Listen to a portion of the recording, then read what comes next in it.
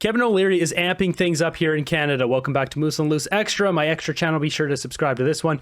Kevin O'Leary, this is probably his most volatile interview I've ever seen. He goes on CBC. The reporter is not ready for him. She doesn't have the facts straight. She doesn't even know what she's talking about. She keeps asking him questions and pushing back, and he just keeps destroying her, humiliating her, embarrassing her, and fact-checking her. Let's jump into this. Because I'll tell you, take Vermont, for example. They're pretty unhappy about the situation with dairy in Quebec. We have barriers between provinces right now that are worse than the tariffs being proposed by Trump on Canadian goods going in the United States. You cannot ship wine from British Columbia to Quebec or Ontario without massive tariffs and sometimes bans. Between the U.S. and Canada, there are very few tariffs with the exception why don't you of dairy, ask, as you mentioned, why don't you ask a maple? Like, aren't you just describing to me? That's not true. What you just said there is not factual, okay? The price of maple syrup, a multi-billion-dollar commodity, is priced by a cooperative in Quebec. And the farmers who tap maple syrup in Vermont are pissed. They have no say in the price of what they spend their time creating. It's an unfair situation. What about our industries, though? Like, I guess like maple syrup, but certainly like BC wines or our media landscape. How do they not become completely awash in American companies? What about our culture? We don't have to give up our culture. You're not giving up. So he's talking about the EU-style passport that he's proposing, where it would be open borders essentially for Canadians, Americans to kind of go up, go down. We'd have one currency. We'd still have national identity as Canada and America, but we would still have our own banking systems. We'd use their currency. Giving up your citizenship. If you're born in Montreal like I was, you're not giving up that. We're only focusing on the economic opportunity. If you're manufacturing something in Quebec or in Ontario or BC, you have open access to the largest market on earth with no tariffs. Complete access to the largest market. And you don't think they take over ours? Like, what happens to BC? They can take over it now. You can buy a Canadian company. You can come in and buy, and we can buy. I buy American companies. That's what I'm doing here. I invest in American companies. We're talking about stripping away the resistance of tariffs. I mean, these are common sense situations. Everybody, I get the paranoia of, you know, the rhetoric and the noise we talked about earlier. Oh my goodness, I'm going to be an American. No, you're not. You're not going to be an American. You're just going to get access to the largest market on earth. Now, let's talk about that access for you personally. If you're Indigenous today in Canada, lucky enough to be an Indigenous citizen, you walk across the border free, both ways. That is a privilege the Indigenous people of all North America have, no matter what state or province they're in. I'm proposing something similar called a uni. Now, let me explain how this works. It takes some of the ideas from the economic union in Europe, but adds to it. If you're a Canadian citizen in good standing with a Canadian passport, or the same in the United States, you have in good standing a U.S. passport, you can apply for a uni. Both countries have a veto right.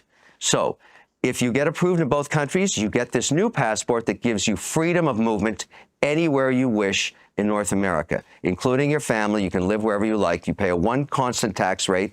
Let's just call it 21%, no deductions. But where the uni comes in, even more importantly, is controlling immigration. If you want to come to Waterloo, for example, and apply to be a robotics engineer, the most coveted degree you can get in engineering right now, we let people come and do that from all around the world.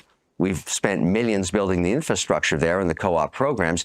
And then, like idiots, we kick them out after they graduate.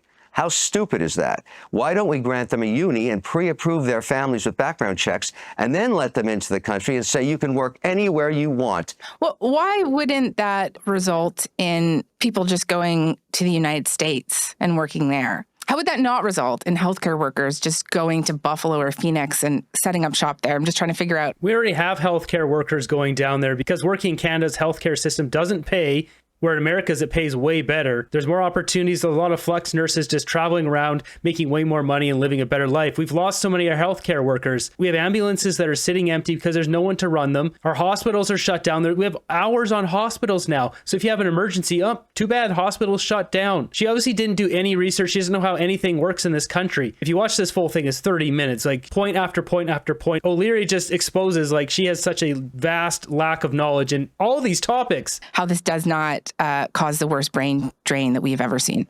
You're basically telling me that Canadians don't want to be Canadians and they all want to move to the United States. You know, that doesn't sound, I mean, that sounds ridiculous. That's not going to happen. You know how many Americans want to move up to BC or Kelowna or come in? And American families, many of them, have their roots in Canada or have an Uncle Millie or whatever it is. There's a lot of connectivity and DNA between our two countries.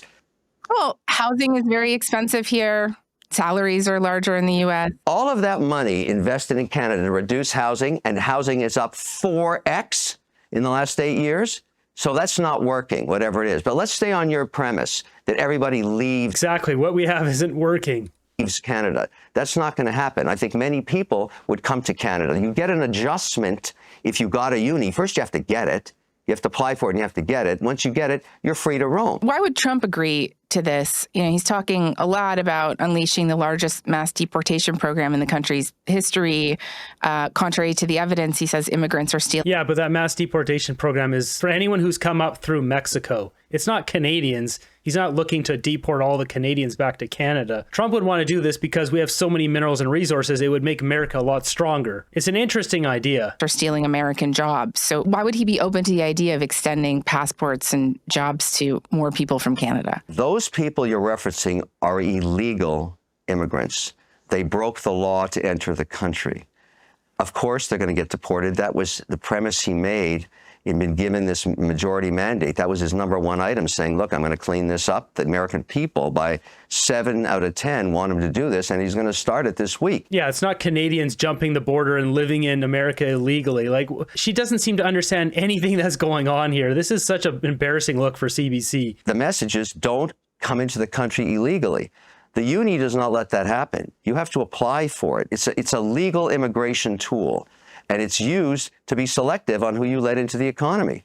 And you want the best and the brightest, and you want them to stay. Towards the end of the video, she asked him about buying TikTok. So TikTok got banned in America, but then Trump now made a deal to unban it. So it was essentially like a ban for a day or two. Kevin O'Leary wants to buy it for $20 billion. Mr. O'Leary, before we go, I just want to come back to this idea of the economic union with the United States. I know you've got a bid to buy TikTok.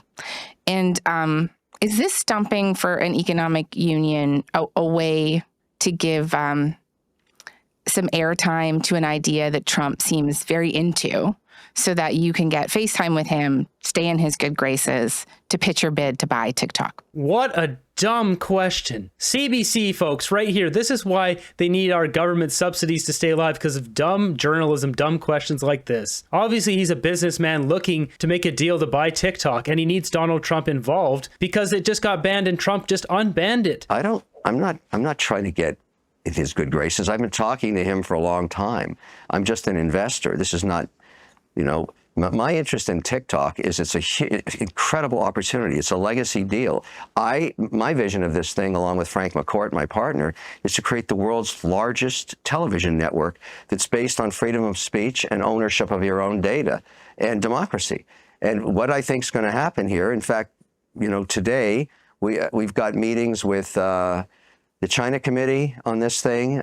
Trump just put out a statement about an hour or 10 minutes before you and I started talking that he sees this as some kind of a joint venture. Walsh was on Face the Nation, specifically referenced our bid because it's the only one that Xi has in his hands right now. It's an actual offer that he could sign, an LOI, and we could light it up again. All these are moving parts. The outcome, I don't know. Will there be other bids? I don't know. I don't know, but I do know what's important is to be able to have a narrative. This deal is controlled by Donald Trump. It's his. It's not going to be lit up until he decides what it's going to look like. So, of course, I have to have his ear. It's his deal. So if he tells us do this, we're going to do that. We're a service provider. So will Oracle. So will the others. But make no mistake about it. This whole situation is controlled by Trump and Xi. And so whatever they decide, as investors, we have to execute. That's it. I mean, this is not a Kevin O'Leary, Frank McCourt deal. It's a Donald Trump deal. Okay. She is so bad on here. For shame, CBC. What is this? Well, there you have it. Kevin O'Leary fact-checking her over and over. It is cringe to watch this. Like, she just wasn't prepared for this. And you can see by the end of it, she basically just admitted defeat. She's like, okay, yeah, you win. Like, I'm out. Just checked out, and that was it. I wonder if Kevin O'Leary is going to get invited back on the CBC anytime soon.